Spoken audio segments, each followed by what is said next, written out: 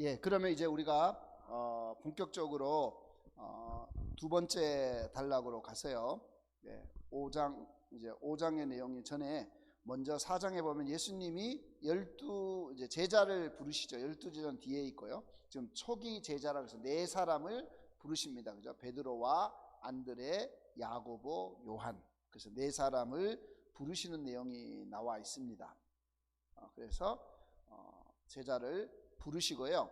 그 다음에 이제 복음을 전하셨는데 여기 말씀에 중요하게 우리가 좀 보아야 되는 게요. 예수님의 사역이 23절입니다. 4장. 온 갈릴리에 두루 다니사 회당에서 가르치시며 천국 복음을 전파하시며 모든 병과 모든 약한 것을 고치시니 그 소문이 온 수리아에 퍼지더라 이렇게 되어 있습니다. 그죠? 수리아는 시리아입니다. 지금 시리아 사태 내전 때문에 굉장히 나라가 어렵잖아요.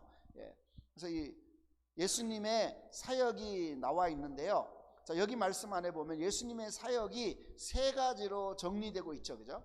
그래서 먼저 예수님이 가르치셨다. 가르침이 나와 있고요. 가르침과 비슷하지만 천국 복음을 전파하셨다. 전파가 나와 있고요. 그 다음에 모든 약한 것과 병든 자들을 고쳐주셨다. 힐링이라고 말할 수 있겠죠. 그렇죠? 고치심. 그래서 예수님의 사역을 세 가지로 정리합니다. 본문에서는. 그죠?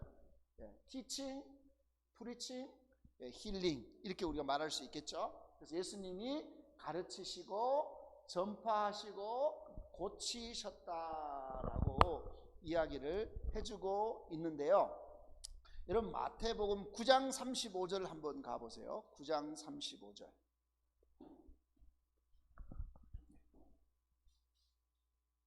9장 35절에 가면 예수께서 모든 도시와 마을에 두루 다니시며 회당에서 가르치시고 천국 복음을 전파하시고 모든 병과 모든 약한 것을 고치셨다 이렇게 돼 있죠. 자 보세요. 복음을 헬라어는 글씨 한 자 안 틀립니다. 똑같습니다. 똑같아요. 물론 그 중간에 도시냐 갈릴리냐 그 차이죠. 그죠? 예수님의 사역을 정리한 거예요. 가르치시고 천국 복음을 전파하시고 모든 병들을 고치셨다. 이 이야기가요. 보세요. 앞과 뒤에 감싸고 있죠. 이걸 인크루즈 구조라고 제가 말씀드렸잖아요. 지난주에 감싸기 구조. 그죠? 이게 한국로 수미상간 이러거든요. 머리수, 발, 꼬리, 미 이래서 머리와 꼬리를 연결시켜주는. 그죠? 수미상간 구조가 마태복음에 굉장히 많이 나옵니다. 우리 족보에도 나왔잖아요. 아브라함과 다윗과 예수님. 그죠? 마지막 족보에도 아브라함과 다윗과 예수님 요 안에 족보가 들어가 있다고 저 수미상간 말씀을 드렸어요. 계속 수미상간에 들어가 있는 거예요. 그래서 첫 번째 예수님의 사역을 이야기하면서 여기서 중요하게 이야기하고 있는 게 바로 이 인크루즈 구도로 되어져 있다라는 거예요. 그러면서 여기 이 5장에서 9장의 핵심적인 내용은 뭐냐 하면 예수님께서 5장에서 7장까지는 가르친 내용이에요. 그렇죠? 산상수훈, 산상보훈, 또 쉽게 산상설교. 그래서 가르친 내용들이 나옵니다. 그 다음에는 이 8장, 9장은요, 지난번 말씀드린 것처럼 10개의 기적이 나와요. 모세가 이스라엘 백성들을 이 10가지 재앙을 통해서 하나님이 누구이신가를, 애굽의 모든 신들을 이기신 분이시라는 걸 보여준 것처럼 동일하게 8장 9장에 보면 10가지 기적 사건을 통해서 고치신 이야기가 나와 있다라는 거예요. 그죠? 그리고 난 다음에 9장 35절에 딱 지나면 뭐가 나오냐면 예수님이 12제자를 보내신 이야기가 나와요. 전파하게 하신 거죠. 그죠? 다시요. 여기 보시면 가르침의 사역이 마태복음 5장에서 7장까지 나와 있다. 그쵸? 그 다음에 고치신 10가지 기적의 사건이 8장 9장에서 나타나더라. 그리고 예수님께서 이제 12제자를 파송하시는 사건이 10장에서 나타나더라라는 거예요. 그래서 예수님이 가르치시고 전파하시고 고치셨다라는 이야기가 마태복음 4장 23절과 9장 35절에 나타나면서 이 모든 걸 감싸고 있는 인크루즈 구조를 가지더라. 그 이야기를 지금 여기서 강조하고 있다. 그죠? 그래서 여러분들이 예수님의 사역이 뭡니까? 라고 얘기하면 한마디로 가르침의 사역, 그 다음에 고치심의 사역, 그리고 모든 사람들에게 복음을 전파하시는 사역이 이루어져 있고, 그 사역의 틀의 모습이 들어가 있는 게 마태복음 5장에서부터 10장까지의 내용이더라는 거예요. 그리고 이것을 감싸고 있는 구조가 바로 예수님이 가르치고 전파하고 고치셨다라는 내용이 이것을 감싸고 있는 구조를 이루고 있다라는 것입니다. 그래서 여러분들이 여기 산상수훈에 들어가 보면요, 산상수훈의 내용들은 우리가 많이 잘 아시는 내용이죠. 팔복이 나와 있고요, 세상의 소금과 빛에 대한 이야기가 나오면서 6개의 반제가 나옵니다. 반제는 반대적인 제안, 그죠? 너희가 살인하지 말라고 들었으나 나는 너희들인데 이렇게 말한다. 반대적인 제안을 하는 거예요, 예수님께서. 그죠? 그래서 나는 율법을 폐하러 온 게 아니고 율법을 완성하러 왔다. 이걸로는 미흡하다는 거예요. 사람만 안 죽이면 되는 거죠. 그죠? 근데 아니라는 거예요. 나는 여자를 이렇게 하지 않으면 괜찮은 거죠. 요즘은 성폭행을 안 했다. 그게 아니라는 거, 주님 말씀은. 그죠? 훨씬 더 강한 율법을 완성하시는 예수님의 모습을 보여주고, 그 다음에 또 한 가지는 사람들에게 보이려고 행하는 3가지. 이거는 하나님 앞에 하는 게 아니고 사람에게 보이려고 하는 게 있더라 보니까. 그게 뭐냐면 유대인들이 하는 구제, 2번째가 기도, 금식. 요즘은 아닙니다만 이게 이제 유대인들은 보여주려고 하는 거죠. 내가 구제를 얼마나 많이 하는 건지, 내가 기도를, 왜냐면 이 사람은 시간을 정해서 하루에 3번 기도하잖아요. 그래서 여러분 모든 공항 같은 데 가면 무슬림들이 있으니까 기도실이 있잖아요. 기도실. 그죠? 그 시간 되면 가서 기도하는 거예요. 그죠? 근데 유대인들이요, 교회 가서 기도하면 돼, 성전에 기도하면 돼, 일부러 늦게 가요. 가다가 기도 시간이네. 그리고 시장에서 기도하는 거예요. 그러면 사람들이 우와, 저분은 기도 시간을 저렇게, 누구예요? 보여주기. 진짜 자기가 길을 가다가 급박해서 하는 게 아니고 일부러 가는 거예요. 거기로 보여주려고. 그죠? 금식을 하는데 하나님 앞에 막 머리를 흥뜨리고 정말 애통하며 비통하며 하면 되잖아요. 근데 뭐하는 거, 일부러 그죠? 요즘 40일 금식했다만 내가 힘이 없어요. 어떤 분 기도하면 그런 분 있잖아요. 와가지고 요즘 왜 그래? 말하기는 그렇지만 요즘 금식을 해서, 그죠? 다이어트 해도 똑같잖아요. 죄송합니다. 전혀 안 우스운 얘기를 계속 하고 있어요. 여러분 말씀과 기도 외에는 전혀 관심이 없으니까.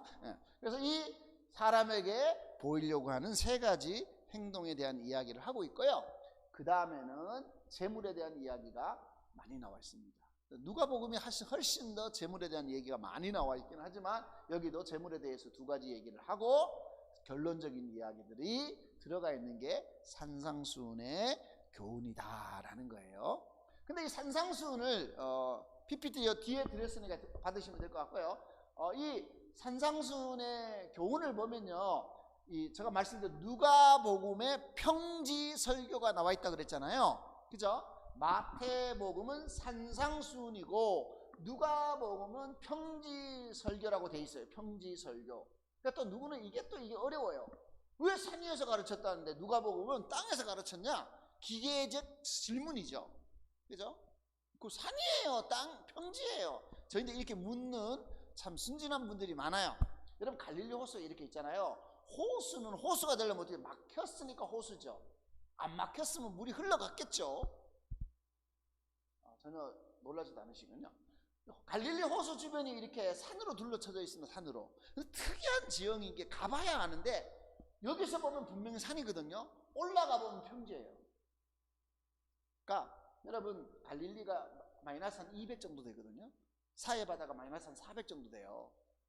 그러니까 우리로 말하면 지형보다 땅이 낮은 거예요. 그러니까 밑에서 보면 산이잖아요. 산. 그죠? 근데 올라가 보면 뭐예요? 평지예요.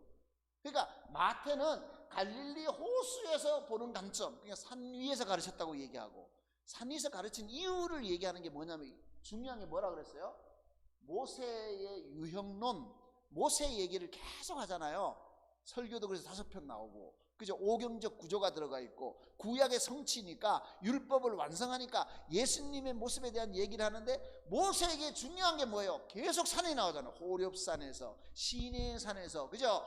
계속 돌판 받으러 막 산에 올라가잖아요. 그죠? 그 산이 중요한 거예요. 산이. 그래서 마태복음은 산이라고 얘기해요. 산에서. 그 산상수훈인 거예요. 거짓말 아니죠? 호수 쪽에서 보면 산이죠.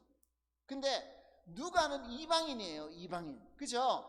그러니까 누가는 지리적인 데 관심이 없어. 보니까 예수님이 산 위에서 가르친 게 아니고 이 놀판에서 막 여기서 막 떡 먹고, 그죠? 막 애들 뛰어 놀고 막 5,000명 막 먹고 이런 거 보니까 산 꼭대기에 5,000명 올라가면 어떻게 되겠어요? 지금 뭔 말인지 전혀 그죠? 산이 이렇게 생겼는데 여기 막 정상에 5,000명이 올라가 있다 이러면 막 이상하잖아요. 그러니까 누가는 에이 평지네. 여기 입장에 보면 평지네. 그죠? 이방인의 입장에 보면 뭐예요? 평지. 유대인 입장에서 보면 뭐예요? 모세처럼 산 위에서 가르친다. 그래서 산상수훈이라는 말은 마태복음적인 개념이고, 누가복음은 뭐라고요? 평지설교다 이렇게 나와 있어요. 그래서 여러분 보세요. 여기 보면 팔복 같은 내용은 마태복음에도 나와 있지만 누가복음에도 나와 있어요. 평지설교에 나와 있어요. 보복에 대한 이야기 있잖아요. 여기도 나와 있죠. 원수사도 여기 나와 있어요. 그런데 제가 60%가 똑같다 그랬잖아요. 똑같은데 물론 없는 것도 있습니다. 여기 보면 파란색으로 되어 있는 부분, 요 부분들은 뭐냐면 여기 파란색 부분은 여기 없죠. 누가복음에는 안 나오는 마태복음에만 있는 내용들이에요. 근데 검은색은 또 뭐냐? 평지설교에 나와 있는 게 아니고 이 누가복음에 흩어져 있더라. 그러니까 마태는 다 모아놓은 거예요. 그래서 엄청 길죠. 다 모아놓은 거예요. 근데 누가는 펼쳐놓았더라. 이해되시죠? 산상수훈처럼 평지설교에 나온 것도 있지만 평지설교가 아니라 누가복음 안에 나오기는 나오는데 평지설교에 있는 것 아닌 게 검은 색깔입니다. 이해되시죠? 그래서 어떤 부분들은 마태복음에 있는 것도 있고 마태 누가 똑같이 산상수훈과 평지설교에 들어있는 것도 있고, 검은색은 마태복음과 누가복음 나오기는 나오는데 평지설교가 아니라 누가복음 본문 안에 흩어져 있는 것들도 있더라. 그래서 이걸 딱 보면 느낌이 뭐냐면 마태는 역시 모으는 사람이구나. 그렇죠? 그래서 다 모아놨어요. 얘기죠. 기적도 10개는 한꺼번에 다 모아놓은 거예요. 뭐 예수님이 계속 기적만 했겠어요. 막 한 달 동안 이번 달은 기적의 달이다. 그래서 막 기적만 쫙 하고, 이번 달은 비유의 달이다. 막 비유만 하시고, 막 이번 달은 말씀의 달이다. 막 설교만 하고 그러지 않으셨겠죠? 근데 마태복음은 그렇게 느낌이 온다는, 그렇게 느낌이. 그죠? 여러분 마가복음은 더 재미있어요. 마가복음은요 예수님께서 갈릴리 호수에서요 막 배를 타고 예수님 배 타는 얘기만 나와요. 배 타는 얘기만. 여기는 걷는 얘기 안 나와. 계속 배만 타고 다녀요. 그러다가 예수님께서 예루살렘 올라갈 때는 한 번도 배를 안 타고 계속 걸어만 다녀요. 그래서 마가복음은요 배 타다가 걷다가 죽으셨다 이렇게 되는 거예요. 그러니까 이게 글을 쓰는 사람의 관점인 거죠. 관점. 정말 이해되시죠? 관점적으로 보면 쓰는 건데, 마태는 지난번에 얘기한 것처럼 기적은 기적대로, 비유는 비유대로, 말씀은 말씀대로 묶어서 기록하다가 보니까, 그죠? 마태복음 안에서는 덩어리가 지어지게 되고, 누가는 이 말씀들이 좀 흩어져 있는 것을 볼 수가 있다라는 것입니다. 자, 그러면 이제 산상수훈으로 들어가서요. 첫 번째로 이제 우리가 팔복이 나오잖아요. 팔복, 그죠? 팔복에 보면 심령이 가난한 자는 복이 있다, 그렇게 돼 있습니다. 그죠? 심령이 가난한 자. 이게 팔복도요, 네 덩어리로 이렇게 좀 구분이 되어지는데요. 보세요. 심령이 가난한 자는 복이 있나니 천국이 저희 것입니다, 그렇게 돼 있잖아요. 여기 영이 가난한 거예요, 영이. 근데 누가복음은요, 진짜 가난한 거예요. 가난한 자는 복이 있나, 이렇게 돼 있어요. 누가복음은 평지설교에. 우리 여기 마가복음은 영이 가난하다, 심령이 가난하다, 그렇게 돼 있잖아요. 그래서 보세요. 5장 3절에, 그죠? 심령이 가난한 자는 뭐가 돼 있죠? 하나님, 하늘나라가, 천국, 하늘나라가 그의 것이다, 이렇게 돼 있잖아요. 마지막 보세요. 마지막 5장 10절에 보면, 5장 10절에 보세요. 의를 위하여 핍박을 받는 자는 복이 있다. 또 나오죠. 하늘나라가 그들의 것이다. 그러면 여러분 딱 눈치챘죠? 이렇게까지 얘기해도 이해가 안 된다. 무슨 구조죠? 구조잖아요. 감싸기 구조. 그죠? 왜? 천국이라는 말이 들어있고, 여기에, 그죠? 6개의 다른 이야기들이 들어가 있다. 감싸기 구조로 되어 있죠. 그러니까 마태복음 감싸기 구조가 굉장히 많더라. 왜냐면 덩어리를 지어야 되니까. 그죠? 덩어리를 지을 때는 처음이 뭐고 끝이 어딘가를 표현해 줘야 되잖아요. 그래, 이게 한 덩어리구나 라는 걸 알 수 있도록 하기 위해서 마태는 덩어리를 짓다 보니까 뭐예요? 물타기를 치게 돼 있죠. 그래서 인크루즈 구조가 많은 거예요. 그래서 하늘나라, 천국이 그의 것이다, 천국이 그의 것이다 라고 하면서 그 중간에 8개의 복의 이야기가 들어가 있는 거죠. 그러면서 4개는 심령이 가난하면 뭐예요? 우리가 물질이 없는 게 아니잖아요. 마음이 가난한. 그럼 마음이 부유한 건 뭐겠어요? 너무 마음이 부유한 사람들은 하나님 필요 없잖아요. 그죠? 마음이 가난한 사람은 나는 이렇게 살 수가 없어. 그래서 하나님을 찾으니까 그 사람들이 하나님 나라를 차지하게 되잖아요. 애통하는 자는 복이 있느니 위로를 받아. 여기 애통도 그냥 슬퍼가지고 슬픔을 당해서 우는 애통이 아니라, 여러분 하나님을 믿는 백성에 가장 필요한 게 뭐냐면 애통이죠. 애통. 저도 중학교 4학년 때 하나님 처음 만났는데 막 모태신앙이어서 뭐 몰랐어요. 우리 집은 교회 안 가면 두드려 맞아가지고, 그죠? 모태신앙 그런 거잖아요.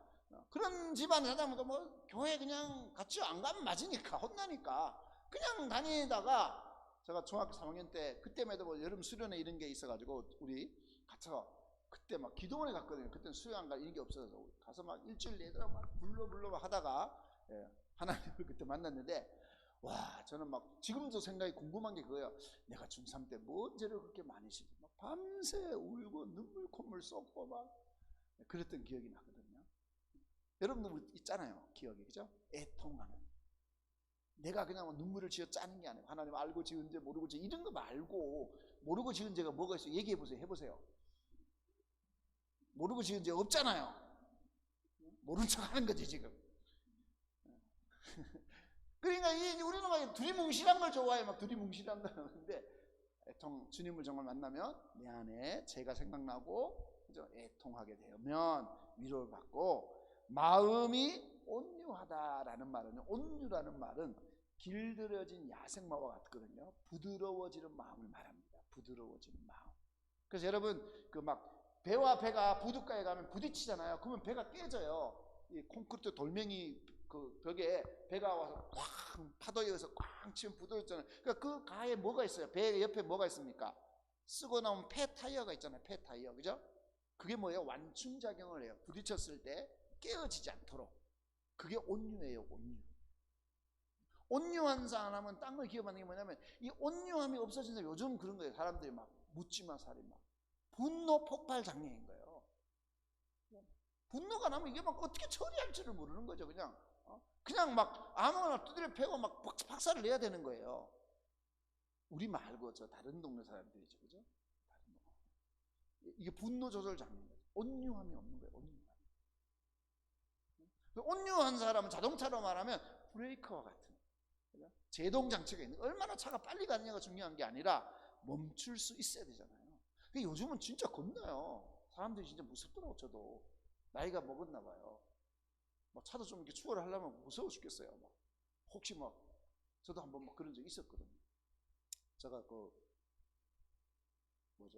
높은 데 푸른 교회에서 무슨 수련회를 해서 청년회 수련회 와서 강의를 해달라고 해서 수련회 강의를 하러 갔어요. 여기 춘천 가는데 가다 보면 설악이라는 톨게이트가 있습니다. 설악산이 아니고 거기서 나가면 홍천 쪽으로 가는 데가 있어요. 거기 나가는 게 신일교회 그 강가에 신일교회 그 기도원 같은 그 수양 시설이다. 거기서 청년의 수양회가 있는 거예요. 처음 가는 게 모르니까 그녀가 가르쳐준 대로 저 갔어요. 내비 찾아가지고. 그래 가서 이제 그날 저녁에 이제 막 진짜 뜨거운 성령의 막 임하심이 있어가지고 막 방언도 하고 막 놀라운 역사가 있었거든요. 제가 강사였습니다. 제 자랑질을 좀 하면. 그래 막 은혜 충만히 받고요. 그리고 난 다음에 이제 제가 돌아와야 되잖아요. 집에 이제 의왕이니까 다시 돌아와야 되니까 이제 다시 그 고속도로 그 톨게이트 설악 거기 와서 타야 되는데 처음 가는 길인데 거기가 산이 험해요. 그 홍천 쪽에서 오는 길 굉장히 험하더라고요. 꼬불꼬불한데 저희 차가 제 차가 여기 이제 베르나예요. 액센트도 아니고 현대차 중에 제일 거의 10년이 다 돼가지고 거의 막 자유롭게 가요. 아직도 안 쓰러진 게 감사하죠. 가고 있어요. 가고 있는데 그 차니까 빨리 갈 수도 없잖아요. 그래서 이제 모르는 길이고 막 밤에 그 가로등도 없고 그 시골길 알잖아. 깜깜하니까. 그래서 제가 천천히 가는데 뒤에서 차가 한 대 오는 거예요. 그래서 저는 빨리 가라고 깜빡이를 켜졌고 모르는 길이니까 빨리 가라고. 근데 이 차가 안 가고 막 깜빡깜빡하고 그러더라고. 그래서 왜 안 가고 저러지? 그렇지만 제가 이제 더 빨리 가라고 더 천천히 저는 가로막 붙여가는데 안 가더라고요. 그래가지고 한 5분 10분 정도 올라온 것 같아요. 그 산을 이렇게 언덕을 쭉 올라와가 언덕 위에 올라왔는데 그 차가 제 옆으로 쑥 오는 거예요. 그래서 저는 제 차에 무슨 문제가 생긴 줄 알았어요. 얘기를 해주려고. 제가 오늘도 착한 일 했거든요. 오다 보니까 그 연료통이 열린 차가 제 앞에 가는 거예요. 그랜저인데 그 기름 넣고 안 닫으셨나 봐. 그러니까 차가 꽉 막혀있는데 그걸 계속 열고 가면 차 못 가잖아요. 난 앵꼬 생기잖아요. 그 차가 해서 제가 문을 차를 막 막히니까 저 차를 세워놓고 가서 이렇게 두드렸거든요. 그 이번에 창문을 안 여는 게 무서운가 봐 내가. 그래서 내가 그때만 조금 내리라니까 안 내리는 거예요. 뭐 욕할까 봐 그러는지. 그래서 막 조금 내리시는데 보니까 아저씨더라고요. 그래서 저 연료통 열렸는데 그래요? 아유 감사합니다 이랬는데 보니까 야 요즘 무서운가 봐요. 그래서 그분 내려가지고 막 또 연료통 막 닫을 때까지 제가 또 기다려주고. 저 착하잖아요. 저 착한 사람이거든요. 근데 그날 차 올라왔는데 와서 저는 또 당연히 그런 줄 알고 또 우리 차가 또 자연이니까 또 이렇게 했을 거 아닙니까? 그때 막 내가 뭐 젊은 사람이에요. 놈이라 그래. 야 이 새끼야 빨리 가 이러는 거예요. 그리고 자기 쉥 가더라고. 갑자기 막 제가 방금 전에 부흥회하고 막 불러하고 막 능력의 강사였는데 야 이 새끼 한마디에 갔어요. 막 따라가서 막 박으려고 했는데 내 차가 따라갈 수가 없어. 따라갈 수도 없어. 그래가지고 이제 문을 닫으면서 내가 뭘 잘못했지? 저 새끼는 왜 저러는 거야? 거기서부터 제가 처음 알았어요. 목사 머릿속에 200개가 넘는 요게 리스트가 쫙 나오는데요. 네가 왜 문 열었을 때 니는 말 한마디 못했냐? 그러면서 내가 요걸 그렇게 많이 알고 있는지 처음 알았어요. 와, 거의 1시간 반을 집에 오는데요. 와, 막 그 욕 한마디에 제가 정말 막 이게 막 너무 마음도 상하고 내가 젊은 애인데 욕먹을 짓을 한 것도 없고 아무리 생각해도 그럴 게 없는데 하여튼 그리고 집에 왔더니 우리 아내는 또 은혜 받고 온 줄 알고 여보 얼굴이 왜 그러냐고. 그래서 욕먹고 왔다 욕먹고. 여러분 제가 그날 강사도 소용이 없더라고. 방금 전에 성령 충만도 소용이 없더라고요. 여러분 우리 안에요 이게 분노들이 있잖아요.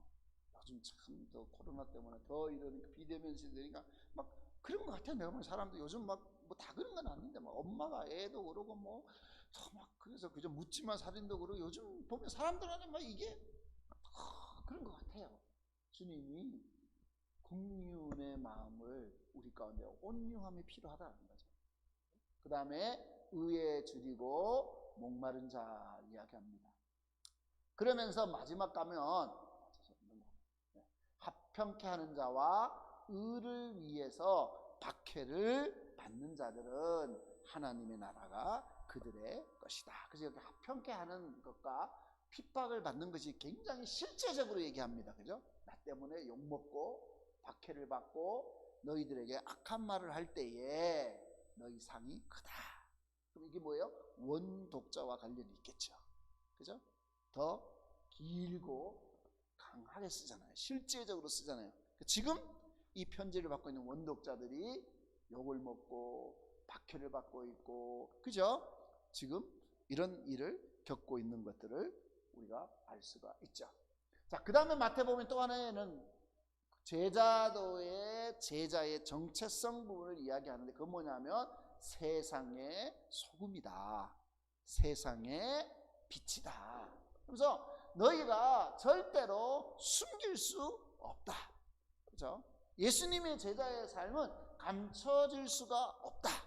그래서 너희의 착한 행실을 보여주어야 한다 라고 이야기를 하십니다. 그래서 제자는 우리 동력자, 공동체, 우리 안에 빛이 아니고요, 우리 안에 소금이 아니고, 우리는 세상의 소금이고 세상의 빛이다 라고 말씀을 하고 있고요. 또 하나는 예수님이 오신 목적은 뭐냐, 예수님이 오신 목적은 뭐냐면 나는 율법이나 선지자를 없애러 온 게 아니다라는 거예요. 예수님은. 그죠? 어떤 사람은 뭐 구약은 필요 없고 우리는 신약 시대에 사니까 신약 성경만 있으면 되지. 그럼 성경을 막 잘라가지고 신약만 가져다니세요. 얼마나 좋겠어요? 필요 없는 성경 많지 않습니까? 야고보서도 잘라버리고 막, 그죠? 그럼 성경 진짜 몇 개 안 가져다니면 될 거예요. 그런 사람들이 많더라고. 막 구약은 율법이고 막 신약은 은혜고 막, 그죠? 성경을 모르는 거죠. 성경을 모르는 거예요. 예수님이 그렇게 말씀 안 했잖아요. 구약 필요 없다, 모세의 거 다 틀렸다, 그딴 얘기 쓸모없다. 주님이 안 그랬잖아요. 뭐라고 했어요?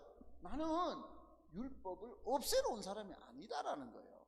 구약 성경을 없애러 온 사람이 아니다. 완전하게 하려고 왔다. 온전하게 하러 왔다. 그래서 이 율법의 작은 것 하나라도 버려서는 안 된다라는 거예요. 버려서는 안 된다. 그러면서 그러면 예수님이 어떻게 율법을 온전하게 하시냐? 그것이 뭐예요? 6가지 반절로 나타나죠. 예수님은 율법을 없애는 게 아니고 율법을 뭐 한다고요? 완전하게 하시는 6가지 반대적인 제안을 하시는 거예요. 그게 뭐냐면 사람에 대해서 살인만 안 하면 되는 게 아니고, 나가라고 하는, 이 나가라, 미련하다는 말이에요. 요즘 말로 하면 골빈 놈, 그런 말이에요. 그죠? 머리에 등기 없는 놈, 이런 뜻이거든요. 그런 말을 하는 사람은 지옥불에 들어가게 된다. 만약에 너희들이 형제와 원망들을 만한 말이 있으면 뭐 하라는 거예요? 화목하게 하고 와서 제사 드려라. 제사가 우선이 아니라 화목하게 하는 게 우선이다.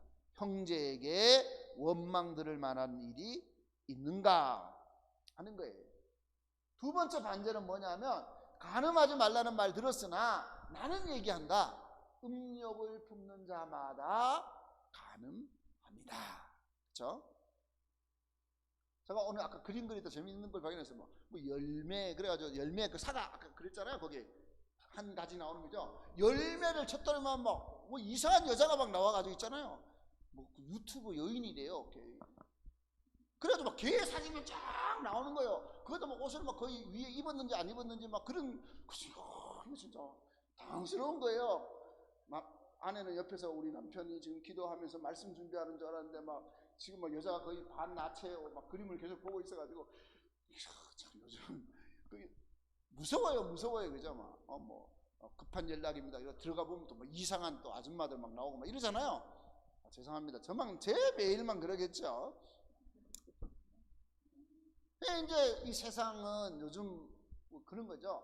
주님이 간음하지 말라고 들었으나 음욕을 품는 것은 이미 간음한 것이다.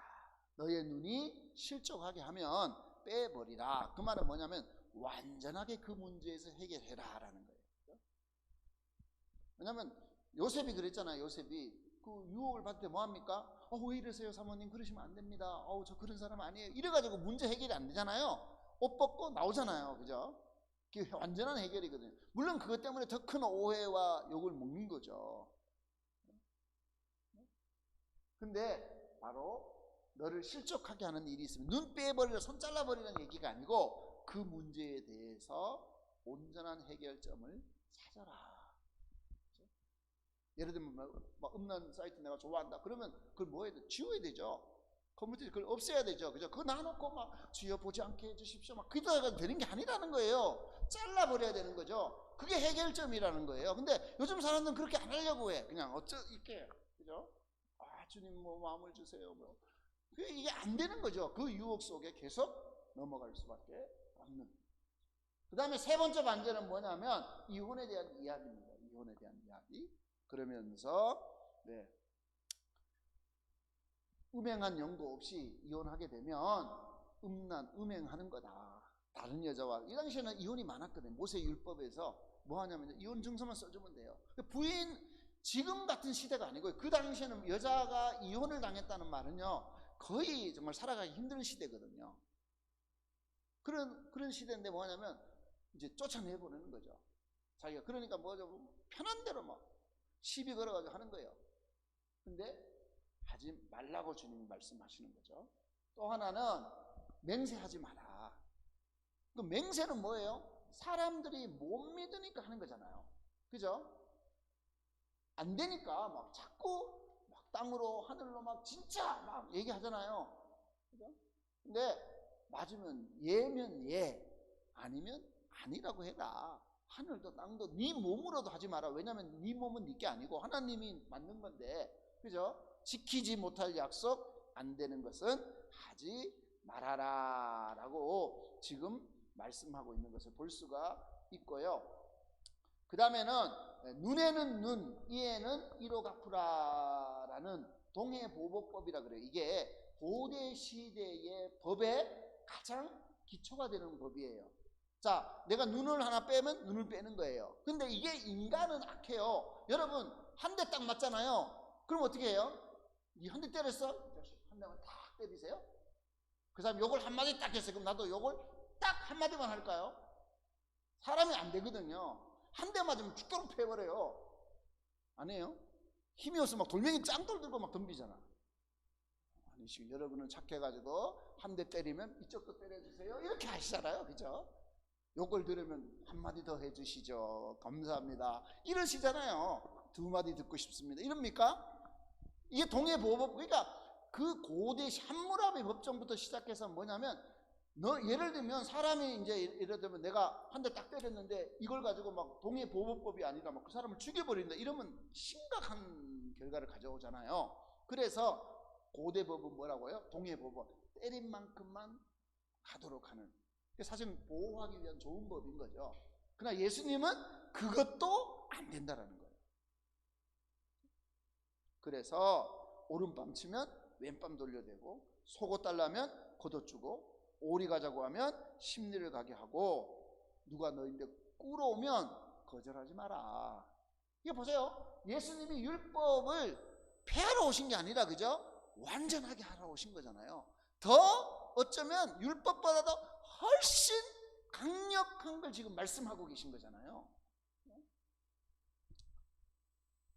그 다음에 여섯 번째로는 이웃을 사랑하고 너를 박해하는 자를 위해서 기도하라 라는 말씀을 하면서 5장의 결론이 나옵니다. 그래서 이 산상수훈은요 한 장이 끝날 때마다 결론적인 이야기가 나와요. 그 결론적 진술이 뭐냐면 5장 48절에 보세요. 하늘에 계신 너희 아버지의 온전하신 같이 너희도 온전해라. 왜? 내가 율법을 온전하게 했으니까. 그렇죠? 너희도 온전하게 해라 라고 이야기를 하십니다.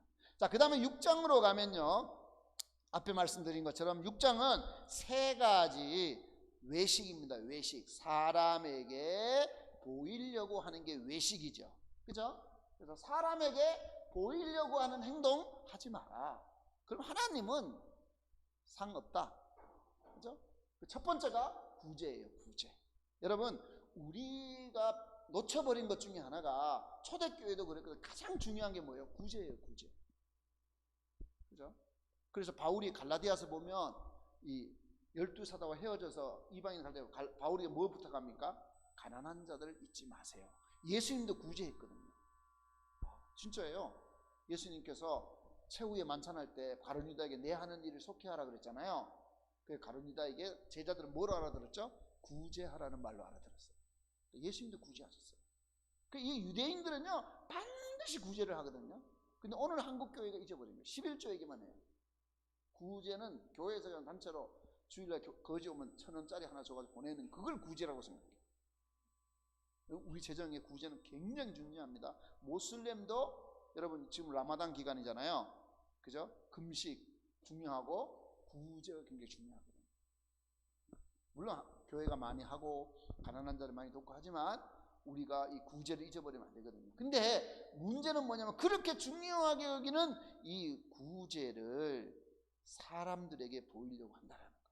나팔 불고 자랑하고 막 고아원에 사진 찍어다 붙여놓고 막 우리 교회가 막 장학금 얼마 줬는지 막 적고 막. 저 선교사한테 막 어떤 때는 막 짜증이 나요. 저도 뭐 지금은 많이 없는데 막 그때 후원하는 교회들 보면 막 후원한다고 막 교회 막 주보 이름을 올려놔요. 그 막 10만 원은 10년 전에도 10만 원, 지금도 10만 원이 변하지도 않아. 이 인건비가 얼마나 많이 올라가는 시대에도 지금도 선교사 돈 10만 원 보내면서 우리 교회 후원 선교사가 막 100명이네 뭐 몇백 명. 저는 그런 교회 보면 막 짜증이 나요. 죄송합니다. 주일날 여러분 가서 옛날에 저 한번 몇십 년 전에 뭐 이렇게 뭐 주일 예배 같은 데 가서 막 설교하면 10만 원 주던 때가 있어요. 그때는 환율이 돈 가치가 그때 선교사 10만 원은 작은 돈이 아니었죠. 그렇잖아요? 지금 여러분 주일날 어디 교회 오후 예배 설교하러 가서 10만 원 받아보세요. 10만 원 주면 감사하라 이렇게 아니에요. 그죠? 강사님들 얼마나 아시죠? 김호준인가 그분 뭐 라디오 방송 출연하는데 뭐 하루에 200만 원 받는다고 난리 아닙니까? 누구는 뭐 1,500만 원 받았다더만 지난번에 보니까. 정치 얘기 안 하려고 했는데 근데 우리는 한 달에 한 번 선교사 헌금하는데 막 10만 원 보내면서 막 주보에 이름 올리고 막 우리 교회가 몇 명 선교사 보낸다. 100불도 아닙니다. 100불도 아니에요. 뭔 얘기 하는지 모르겠는데 근데 이름 올리는 거 좋아해. 막 우리 선교사 많이. 근데 막 그런 얘기는 왜 안 하는지 몰라. 선교사 여기 교회 방문하면 밥 한 끼 사줘도 10만 원 가지고 요즘 사주기 힘들어요. 고깃집 가면. 근데 그런다는 거죠. 우리가 교회에 이렇게 하다 보면 남에게 보이려고 막 그죠? 보여주기식. 우리 교회도 뭐 하고 있다. 물론 뭐 10만 원도 없을 때는 그거라도 주는 게 얼마나 감사해요. 와인 간사 10만 원도 귀하지만. 두 번째가 뭡니까? 기도예요. 기도. 그죠? 기도 외식하지 마라. 골방에 들어가서 기도해라. 저도 옛날에 목회 좀 했었거든요. 경북 영양이라는 곳에서 한 10년 목회 했었는데요. 지금도 생각하면 아주 부끄러워. 우리 교회 권사님 한 분이 한 새벽 기도 와서 새벽 기도 한 5명 나오시거든요. 근데 그 권사님은 기도를 엄청 하시는 분이세요. 근데 목사가 제가 미리 가는 게 미안한 거지. 그래서 그 권사님 기도 끝날 때까지 제가 엎드려 자요. 기도하다 또 자, 왜냐면 목사가 새벽 기도 많이 안 하고 나가면 욕 먹을까 봐. 근데 막 너무 피곤하고 졸리니까 막 엎드려 주여 권사님 빨리 기도 좀 끝나게 해주세요. 고추 따러 왜 안 가시고 저 계속 저러고 계시나. 지금 1시간 지났는데 나 좀 쉬어야 되는데. 제가 그랬어요 옛날에. 지금 생각하면 부끄러워 죽겠어요. 주님이 그랬지. 그냥 자라. 그럼 뭘 그렇게 그죠? 저만 그러죠. 저만.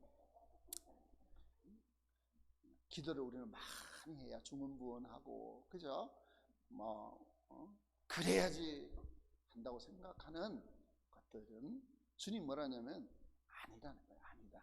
그래서 뭘 가르쳐 주시죠? 주 기도문을 가르쳐 주시죠. 그렇죠? 우리 잘 아는 주 기도문, 주님이 가르쳐 주신 기도문이 이렇게 기도해라. 그 기도문 길지 않잖아요. 그 다음에 세 번째로 이야기하는 게 금식 문제입니다. 금식. 그죠? 금식. 저도 옛날에 막 오산리 기도원에 가서 금식 많이 하고 그랬었거든요. 신년 되면 막 일주일씩 가서 금식하고. 네. 외식하려고, 남에게 보이려고 슬픈 기색 내고 그렇게 하면 하나님 이미 다 줬다. 그죠? 이미 받은 거다. 사람인데 다 받은 거죠. 그러나 사람이 아니라 은밀한 중에 보이시는 하나님 앞에 금식해라. 금식을 하지 말라는 게 아니잖아요. 그죠? 기도를 하지 말라는 게 아니죠. 그죠? 구제를 하지 말라는 게 아니라 외식하지 마라. 사람에게 보이려고 하지 마라. 그죠? 그것을 우리에게 가르쳐 줍니다. 그 다음에 이제 재물에 대한 교훈입니다. 산상수훈 자세하게 뭐 하려면 끝도 없겠죠. 우리 설교도 많이 듣고 잘 아시는 내용들이기 때문에. 재물에 대해서는 두 가지 이야기를 합니다. 그죠? 땅에 보물 쌓아두지 마라. 그러면 좀이나 녹이 쓸잖아요. 도둑이 구멍을 뚫잖아요. 그죠? 옷도 막 오래 놔놓으면 뭐합니까? 이게 막 구멍 뻥뻥 나잖아요. 조음이 먹는 거예요. 조음. 그죠?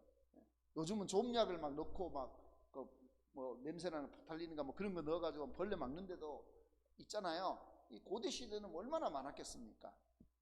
그러면서 또 한 가지 재물의 문제는 뭐냐면요, 염려하는 거죠. 염려하는 거. 그죠? 우리가 이제 막 이 코로나 시대에 살아가다 보면 막 염려가 많지 않습니까? 저희 집도 삼시기가 막 많이 있어가지고요. 삼시세끼 밥만 먹는 애들. 저희 아들 2명이 지금 집에 있거든요. 한 놈은 대학 졸업해가 집에 있고, 한 놈은 군대 갔다 와서 지금 집에 있고, 저희 4명이 집에 있어요. 큰애, 아니 막내만 지금 이제 포항에 가서 학교 다니고 있는데요. 그러다 보니까 막 남자 장정 3명이 집에 있고 아내 혼자 있으니까 아내가 막 뭐 이렇게 막 엄청 잘 먹는다고 막 쌀이 막 계속 막 쑥쑥 들어가요. 저희 아내가 삼식이들 키우기 힘든다고. 그러다 보니까 막 먹는 문제, 그죠? 염려가 많잖아요. 근데 공중에 나는 새를 봐라. 들의 백합화 봐라. 그죠? 하나님 다 입히고 먹이신다. 염려하지 마라. 뭐 이 모든 것이 너희에게 있어야 할 줄을 아신다. 라고 말씀하고 있습니다. 그래서 재물에 대한 결론은 염려하지 말고 구해라. 그죠? 그러면서 먹는 것만 구하지 말고 그분의 나라와 그분의 의 계속 나옵니다. 그분의 뜻이 이루어지도록 기도해라. 그러면 하나님께서 이 모든 것을 너희에게 채워 주실 것이다 라고 이야기를 하고 계십니다. 그러면서 6장에 그 정리가 나오죠. 그죠? 내일 일을 염려하지 마라. 그죠? 한날의 괴로움은 그날의 족하다. 마지막 교훈을 하고 있는 걸 볼 수 있고요. 7장은 비판을 받지 않으려면 비판하지 마라. 또 외식하는 거에 대해서 정리하는 거죠. 앞에요. 외식하는 자들에 대해서 사람들에게 보이려고 하는 거 있잖아요. 그러면서 또 한 가지 뭐냐면 늘 판단하는 사람들. 여기 외식은 판단을 말하거든요. 그래서 비판을 받지 않으려면 비판하지 마라. 너의 눈 속에 들보, 여러분 대들보 우리 얘기는 했잖아요. 지붕을 잇는 큰 기둥, 그죠? 그게 너의 눈 속에 있는데 형제 눈 속에 티를 빼려고 하냐? 먼저 너의 눈에 들보를 빼내라. 그러면서 거룩한 것을 개나 돼지에게 하지 말고 기도에 대해 가르치는 죠. 구하고 찾고 두드려라. 그렇죠? 그러면 기도하면 주실 것이다. 그러니까 결론적으로 나온 게 뭐냐면 좁은 문으로 들어가라. 그죠? 거짓 선지자들이 많이 있는데 거짓 가르침들이 너무 많이 있는데 열매로 그들을 안다. 신천지 이단도 많고 많지 않습니까? 결론은 뭐예요? 열매를 보라는 거예요. 열매. 어떤 열매를 맺었냐. 그죠? 말을 얼마나 잘하고 뭘 얼마나 하고 막 그게 아니라는 거죠. 그러면서 거짓 선지자들에 대한 이야기를 합니다. 그죠? 거짓 선지자들에 대한 이야기를 하면서 마지막 결론은 뭐냐면 나의 이 말을 듣고 지키는 사람은 반석 위에다가 집을 지은 사람과 같고, 그죠? 나의 이 말을 듣고도 실천하지 않는 사람은, 하나님의 율법을 완성하신 예수님의 이 교훈을 지키지 않는 사람은 결국 모래 위에 집을 지은 사람과 같다라는 결론을 내리고 있습니다. 자, 이것이 이제 우리가 산상수훈의 가르침의 부분들이에요. 가르침의 부분들. 그죠? 그 다음에는 이제 예수님이 8장과 9장은요, 8장과 9장을 보세요. 계속 병 고치는 이야기가 10개가 나옵니다.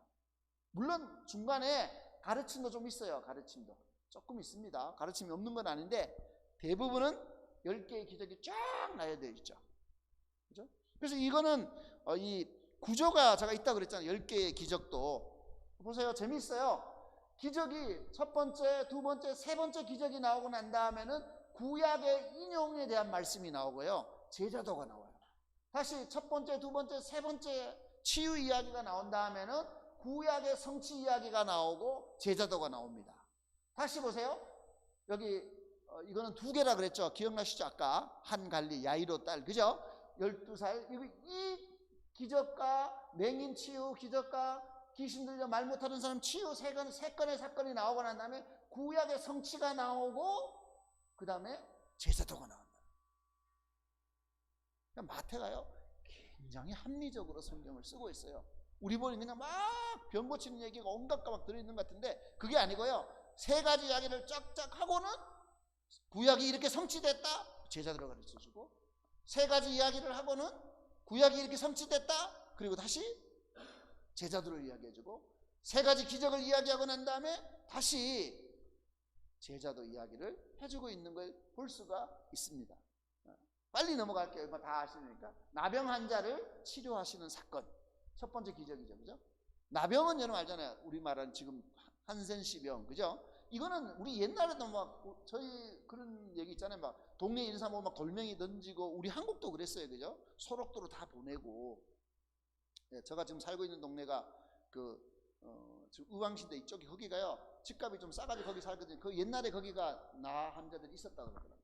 그래서 거기가 나자렛 병원이 있어요. 지금도. 예, 옛날에 거기 나 환자들이, 그게 서울에서 외곽 지역이니까 수원하고 막 인천, 안양 막 외곽 지역이니까 그래 거기 좀 있으셨나 봐요, 사람들이. 옛날에는 막 지금은 나병이 전염 안 된다고 다 압니다. 근데 그때는 몰랐잖아요.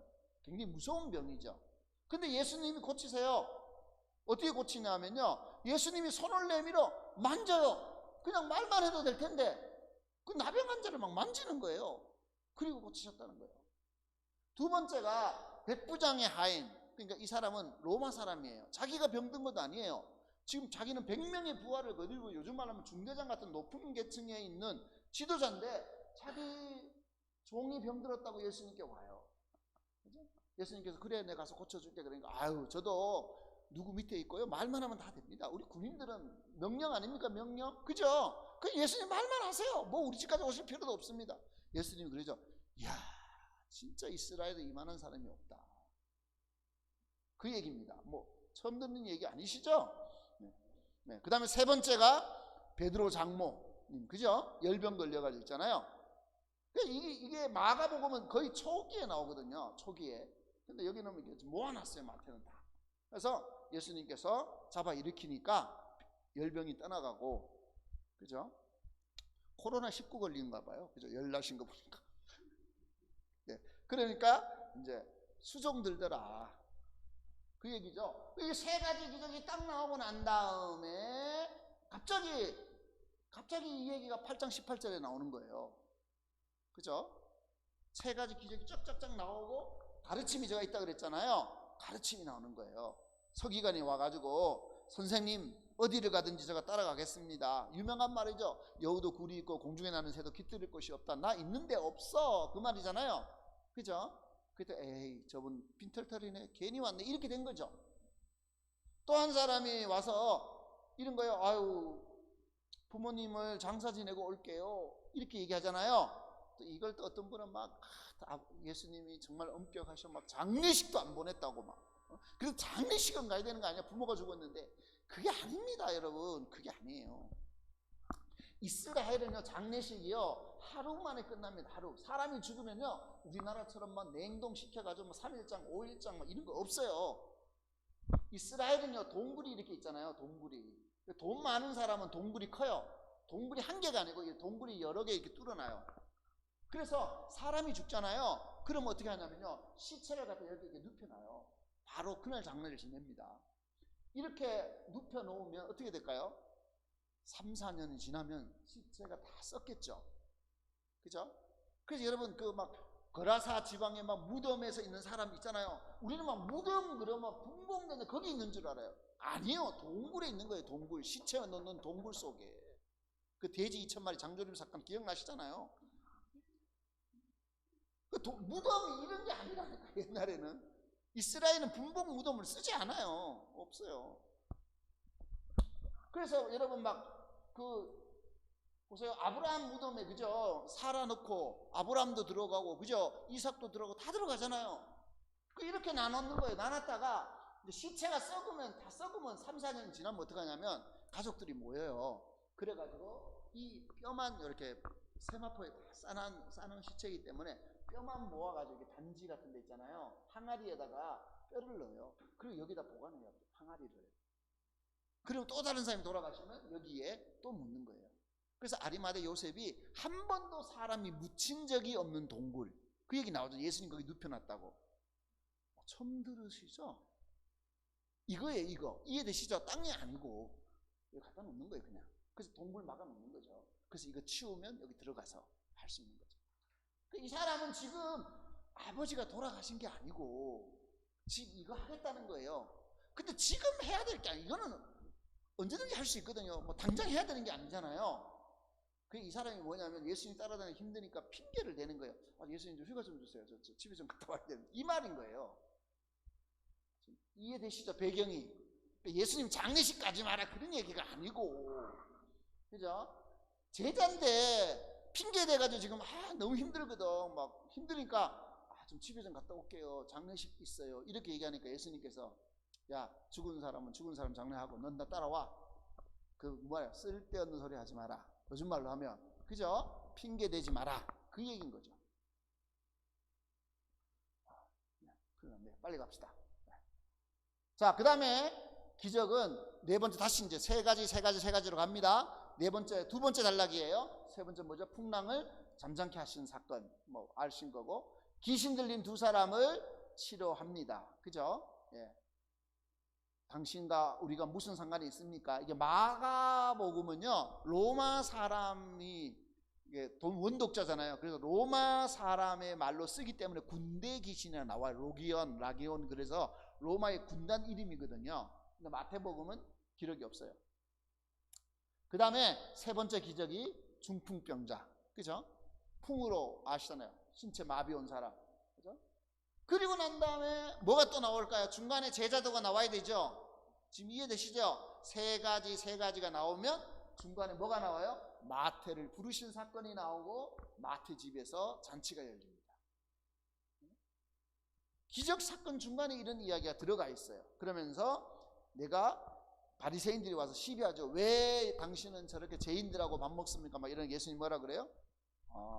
나는 죄인을 부르러 왔다. 그러면서 금식 논쟁까지 하게 되는 걸 볼 수가 있다. 그 다음에 7번과 8번 기적은 같이 나온다 그랬잖아요. 기억나시죠? 그래서 야이로의 딸에 대한 이야기. 그래서 그 딸의 집에 가는 길에 혈루증한 여인이 나오잖아요. 그런데 그 집에 가서 딸을 살려줬다. 그래서 이걸 뭐라고 말하면 샌드위치 구조라고 그러죠. 빵이 두 개인데 중간에 페트가 중요해요. 페트. 그죠? 중요한 게 뭐예요? 혈루증하는 여인이 나온 거예요. 그러면 여기서 뭘 얘기하려고 하냐면 야이로, 그러니까 해당장 한갈리, 마태복음만 한갈리가 믿음이 없는 거예요. 자기 딸이 죽었는데. 그래서 예수님께서 이 중간에 혈루증하는 여인을 통해서 믿음을 강조한 거죠. 믿으면 너희 딸 산다. 그래서 기적의 사건이 일어나는 것을 볼 수가 있고요. 그 다음에 9번째 기적은 두 맹인을 고치신 사건입니다. 그리고 마지막 귀신 들려 말 못하는 사람을 예수님께서 귀신을 쫓아내셨는데 바리새인들이 그러는 거예요. 우리 아까 봤잖아요. 예수님이 귀신의 왕 바알세불을 힘입어서 일을 하고 있다라고 이야기를 하죠. 그래서 여기서 예수님의 제자도의 가르침이 일어나는 것을 볼 수가 있습니다. 자, 다시 한번 정리하면 예수님의 5장에서 7장까지 가르침의 사건들이 들어가 있었습니다. 기억나시죠? 두 번째가 뭐죠? 8장에서 9장은 10개의 기적사화가 나오죠. 기적 이야기가 나와 있죠? 그 기적은 세계 제자도, 세계 제자도, 그쵸? 세계 나와 있으면서 이것도 세계더라. 그죠? 마태는 3을 잘 기억해야 된다. 그래서 10개의 기적 사건이 나와 있으면서 그 다음에 전파 이야기가 당연히 나와야 되잖아요. 그래서 10장은 예수님이 12제자를 파송하는 이야기가 나와 있는데 거기에 뭐가 나오냐면 가르침이 들어가 있어요. 그렇죠? 너희 가서 어떻게 해? 그래서 두 번째 가르침장이 됩니다. 첫 번째가 산상수훈이면 5개의 말씀 덩어리가 있다고 그랬습니다. 기억나시죠? 그 중에 두 번째 덩어리가 뭐예요? 제자도에 대한 왕의 가르침이 나와 있고 10장입니다. 그 가르침은 12제자를 보내시면서 가르쳐 주신 말씀이다. 마태복음 참 쉽죠? 어려우세요? 10장만 하고 조금 쉬겠습니다.